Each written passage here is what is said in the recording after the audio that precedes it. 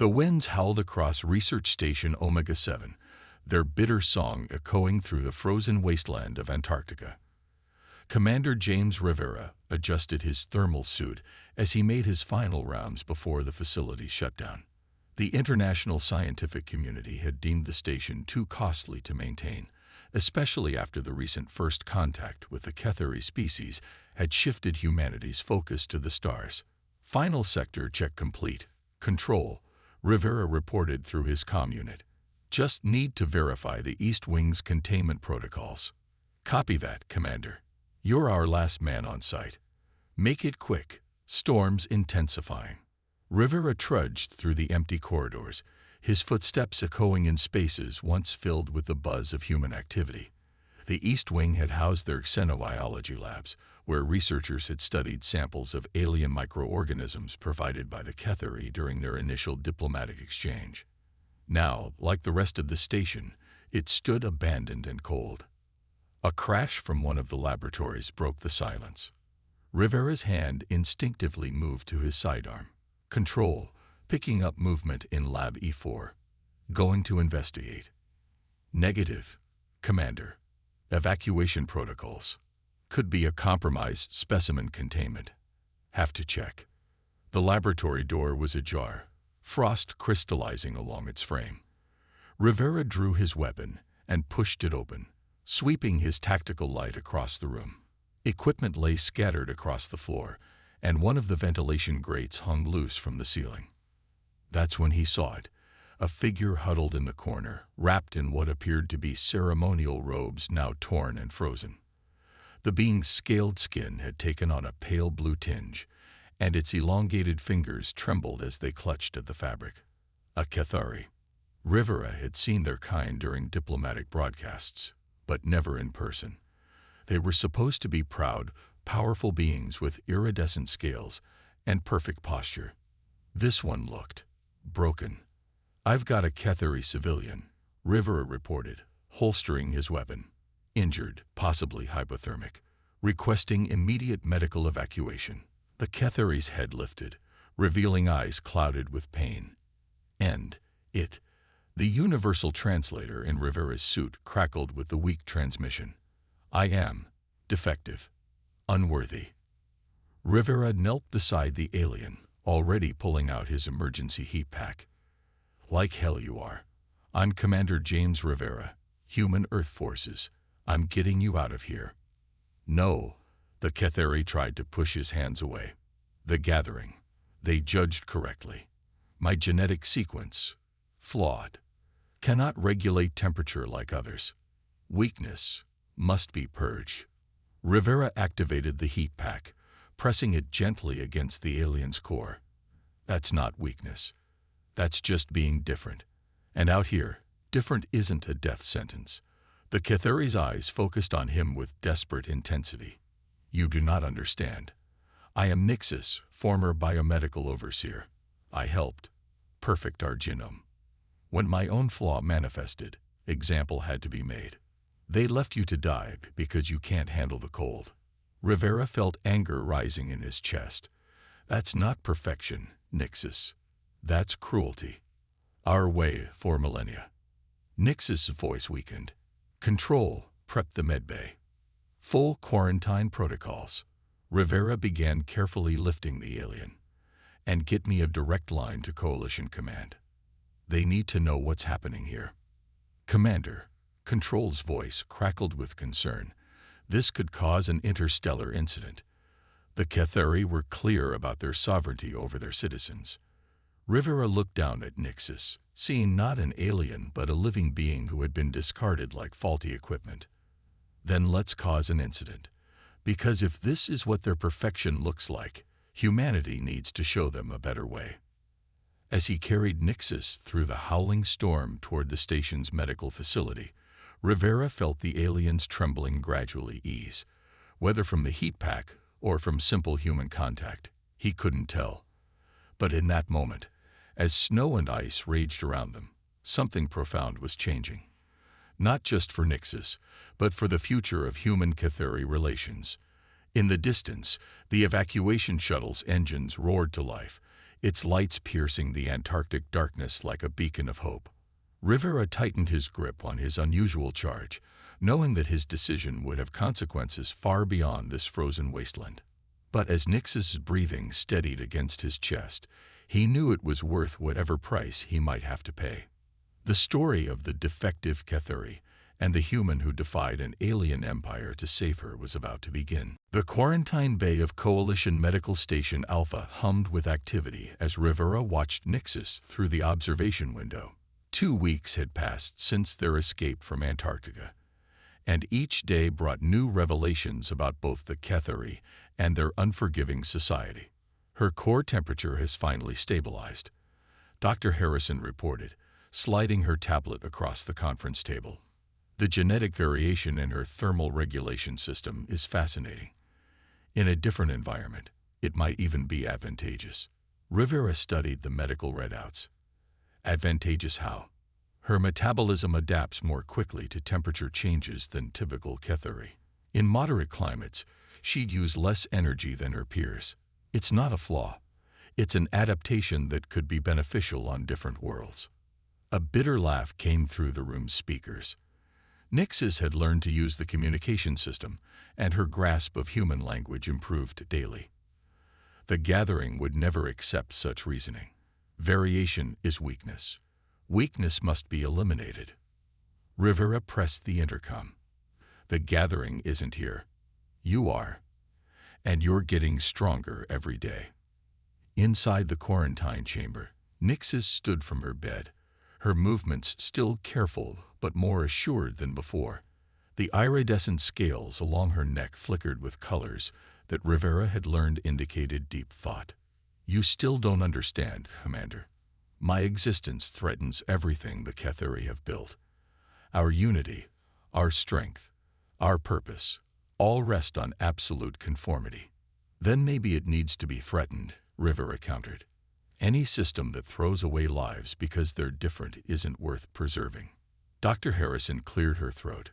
Commander, the Ketheri ambassador is demanding another meeting. They're claiming we've kidnapped a criminal condemned by their highest court. Criminal. Rivera felt his jaw tighten.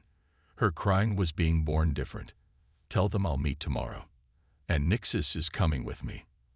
That would be unwise, Nixis said, her translator conveying alarm.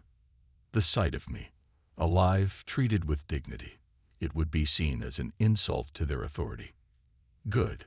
Rivera stood, approaching the window. Because I have some questions about others like you. How many have they condemned?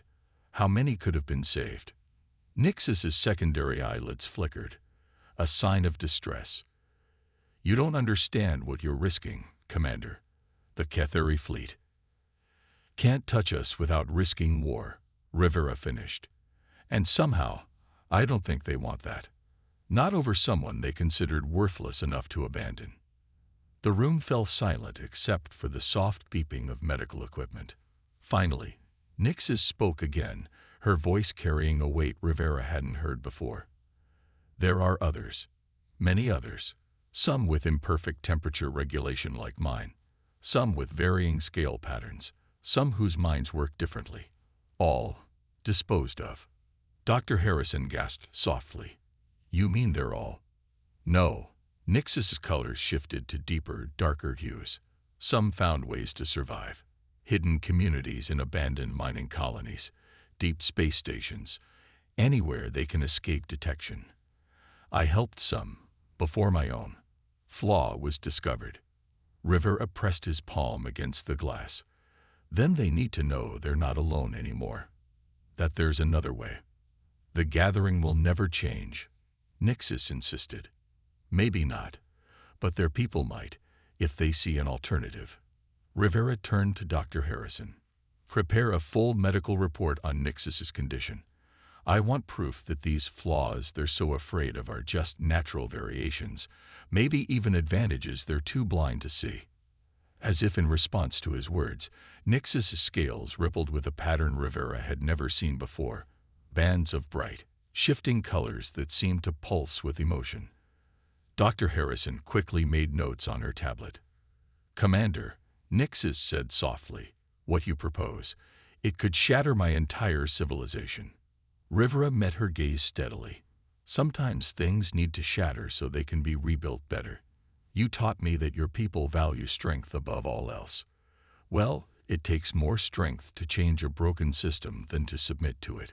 Through the glass, human and Cathari studied each other.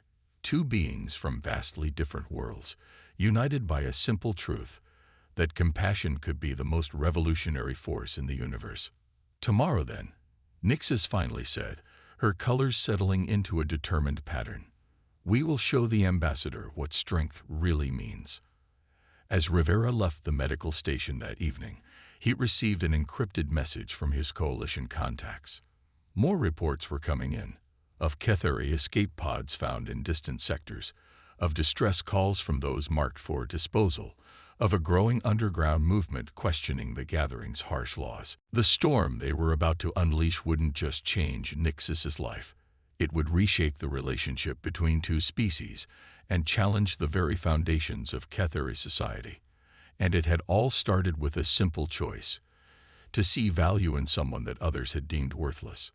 The coalition diplomatic chamber felt colder than usual as Ambassador Krultax of the Cathari gathering towered over the conference table. His scales, perfectly aligned in geometric patterns, shimmered with barely contained rage.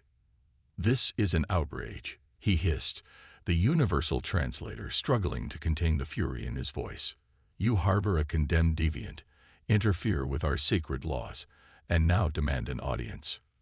Rivera sat calmly, Nixis beside him, her presence a deliberate challenge to everything the ambassador represented.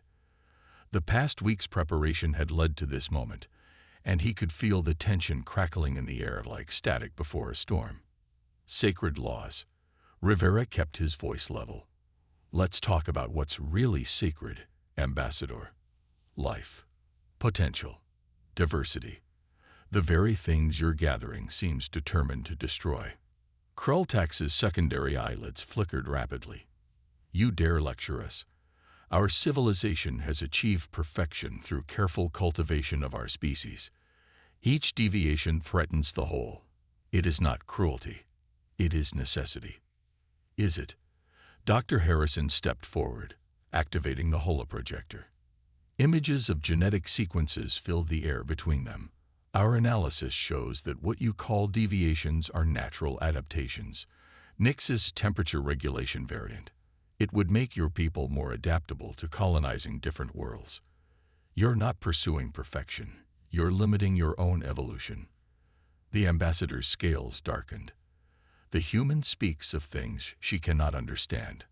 Our ways have served us for millennia."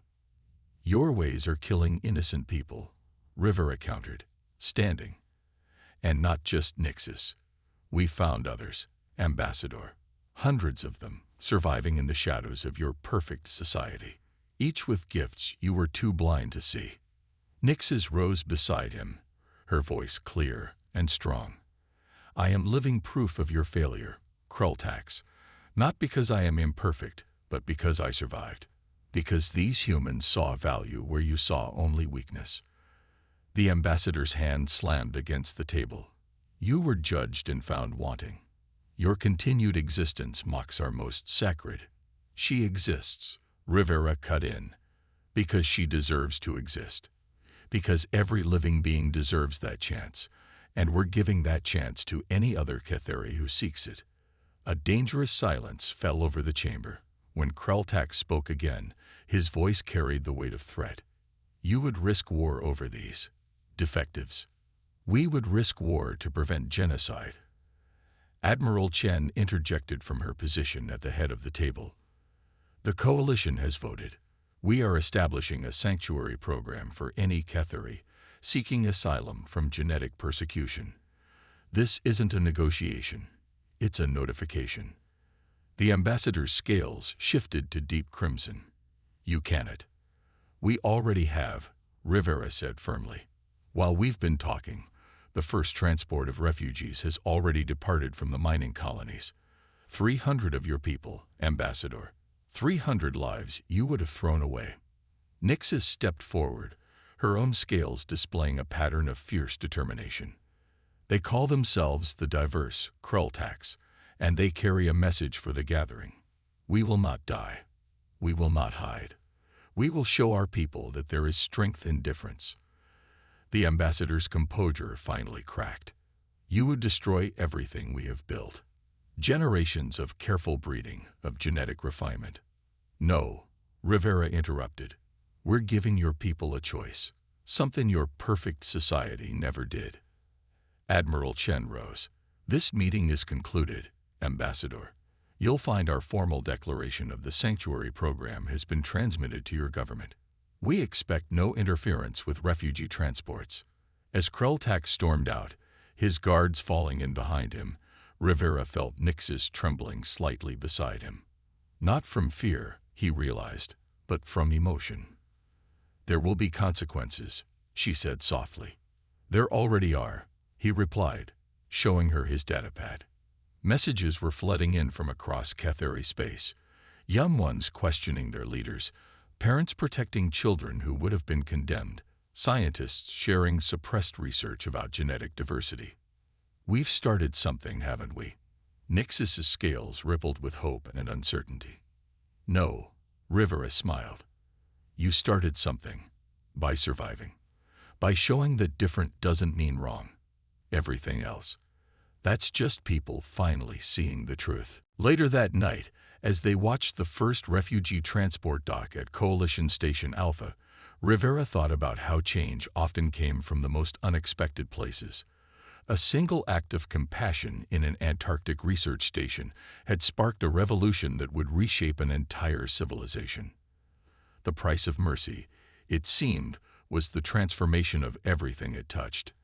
And as he watched Nyxus welcome her fellow refugees, her scales glowing with joy and purpose, Rivera knew that was a price worth paying.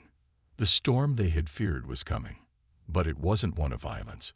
It was a storm of change, of awakening, of revolution in the hearts and minds of those who had lived too long in the shadow of false perfection. And like all storms, it would leave the world different in its wake. 6 months after the Sanctuary Declaration, Coalition Station Alpha had transformed. What began as a medical facility had evolved into a thriving community of over 2,000 Cathari refugees. The station's corridors, once sterile and uniform, now pulsed with the vibrant colors of diverse scale patterns, a living testament to the beauty of imperfection. Inside the newly established Cultural Exchange Center, Rivera watched as Nyxus addressed a group of recently arrived refugees. Her confidence had grown immensely since those first desperate moments in Antarctica. You are not broken, she told them, her scales displaying patterns of warmth and welcome. You are not mistakes. Each of your variations tells a story of adaptation, of evolution, of life finding new ways to thrive. Among the audience sat Cathari with varying genetic expressions, some with temperature regulation differences like Nyxus, others with unique sensory capabilities, and even a group whose neural patterns allowed them to process information in ways their society had deemed chaotic. Yet here, these differences were becoming strengths. Commander, Lieutenant Park's voice crackled through Rivera's comm unit. We're picking up an unauthorized transmission from the Cathari home system. I think you'll want to see this. In the station's command center, the main view screen flickered to life. The image showed crowds gathering in the streets of the Cathari capital city. Young ones, their scales blazing with forbidden patterns, stood before the gathering's ancient halls. Their chant, translated by the station's computers, echoed through the room. We are all worthy. We are all Cathari. It's happening across their major cities, Park reported, sliding through multiple feeds. The younger generation, they're rejecting the genetic purity laws. Rivera watched as more footage poured in.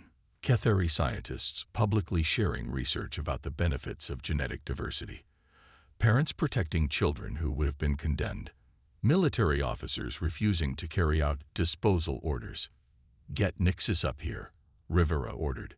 She needs to see this. When she arrived minutes later, Nyxus stood transfixed before the screens. This is impossible. The gathering's control, their influence, was built on fear, Rivera finished. Fear of difference. Fear of change. But fear can't stand against truth forever. A new alert flashed across the screens, a transmission from deep within Cathari space. A group calling themselves the Evolution Coalition had taken control of a major genetic research facility. Their leader's message played across the command center. For too long, we have confused uniformity with strength. We watched as our brightest minds, our most unique children, were condemned for the crime of being different. But the humans have shown us another way. They have proven that compassion is not weakness, that diversity is not decay. Today, we reclaim our future. Nixus's scales rippled with complex emotions. They're using my research, the studies I had to abandon, about how genetic variation strengthens our ability to adapt to new environments. Your work lives on, Rivera said quietly, just like you did. The station's communications suddenly lit up with incoming requests. More ships carrying more refugees, but also scientists, teachers, military officers, all wanting to learn from what the Sanctuary program had built. The gathering will respond with force, Nixus warned, though her voice carried more determination than fear. Let them try, Admiral Chen's voice came from the doorway. The coalition has just voted. We're expanding the Sanctuary program. Any Cathari settlement that declares itself free from genetic persecution will receive our protection. Rivera turned to Nixus, seeing in her eyes the same fire that had kept her alive in that frozen laboratory so many months ago. Your people aren't just fighting against something anymore. They're fighting for something. For the right to be themselves. For the right to live. As if in response, the view screen showed more footage. Cathari children displaying their unique patterns proudly in public for the first time. Scientists sharing long-hidden research about genetic diversity's benefits, and families reuniting with members they'd been forced to condemn. We need to address them, Nixus said suddenly. All of them. Show them what we've built here. Show them it's possible to be different and strong. Rivera nodded, already moving to set up a broadcast channel. The revolution they'd sparked wasn't just about genetic freedom anymore. It was about fundamental questions of worth, of dignity, of what it meant to be alive. As Nixus prepared to address her people, her scales shimmering with purpose, Rivera thought about that night in Antarctica.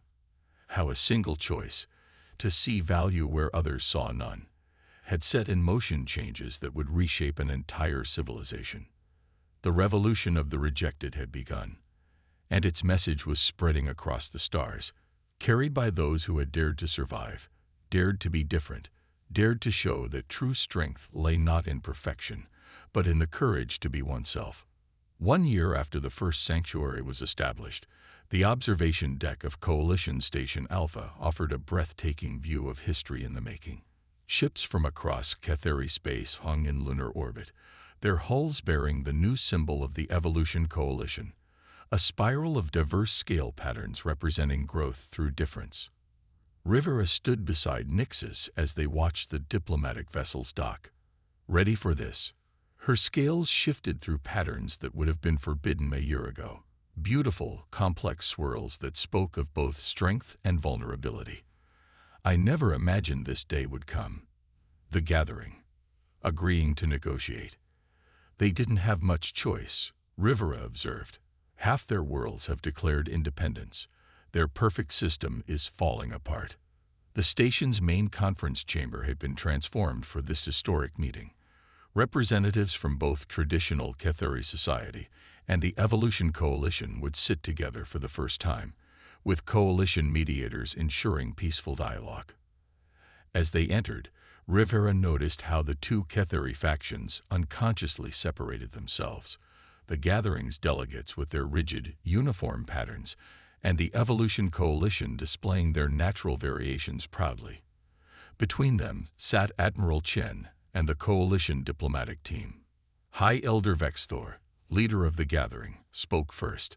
His scales maintained their traditional geometric precision, but his voice carried a weariness that hadn't been there before.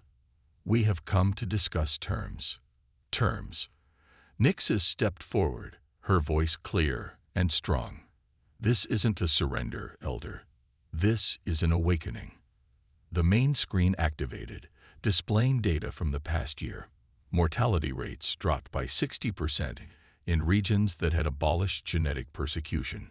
Scientific breakthroughs achieved by those once deemed defective. New colonies thriving under leadership that embraced diversity. Your perfect system is dying. Nixus continued, not because we destroyed it, but because your people have seen a better way. They've seen strength in difference, progress in variation, beauty in imperfection. A younger member of the gathering's delegation suddenly stood, her scales shifting to display a pattern she'd clearly been suppressing. Gasps filled the chamber as she spoke. I am First Scholar Mara, and I carry the same genetic variants as Nixus. I have hidden it my entire life, using chemical suppressants. No more. One by one, others rose, from both delegations, each revealing their hidden variations, their suppressed differences. The chamber filled with a kaleidoscope of patterns never before seen in official proceedings. High Elder Vexthor's scales darkened with emotion. You would undo millennia of progress.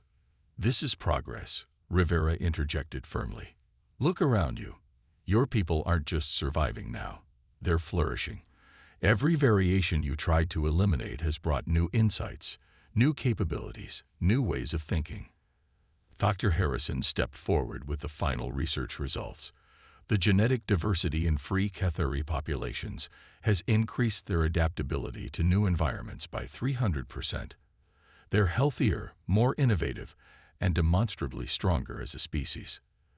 The chamber fell silent as the implications sank in. Finally, High Elder Vexthor spoke again, his voice heavy with realization. Perhaps our definition of perfection was flawed. The negotiations lasted 3 days.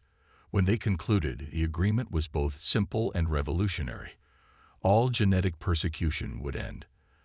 The gathering would transform from an instrument of genetic purity to a council protecting genetic diversity. Every Cathari would have the right to live, to thrive, to be themselves. 1 month later, Rivera and Nixus stood again on the observation deck, watching ships depart, not fleeing in fear, but carrying hope back to their worlds. The Sanctuary program was evolving into a network of cultural exchange centers, where both species could learn from each other's differences. You know, Nixus said softly, in the old language of my people, there's a word, Kethara. It means strength through unity. For so long, we thought unity meant sameness. We were wrong. Rivera watched as her scales displayed a pattern he'd never seen before, one that spoke of hope, of future, of possibility. What does it mean now? Now. She turned to face him, her eyes bright with purpose. Now it means strength through diversity, through accepting every variation, every difference, every unique way of being alive. As they stood there, watching the ships disappear into the endless expanse of space, Rivera thought about that night in Antarctica. How finding one worthless alien had launched a revolution not of weapons or warfare, but of compassion and understanding. The stars seemed brighter somehow, as if they too were celebrating this new dawn. A dawn where difference wasn't a death sentence, but a gift to be cherished. Where strength wasn't measured by conformity, but by the courage to be uniquely oneself. And somewhere out there, on countless worlds and stations, Cathari children were growing up without fear, their scales free to show their true patterns, their differences celebrated rather than condemned. They would never know the horror of being deemed worthless, never face the choice between death and denial of their true selves. That, Rivera realized, was the real revolution. Not the fall of the old system, but the rise of something far more powerful, a future where compassion conquered fear, where diversity bred strength, and where every life, no matter how different, was seen for what it truly was: precious, worthy, sacred. The end.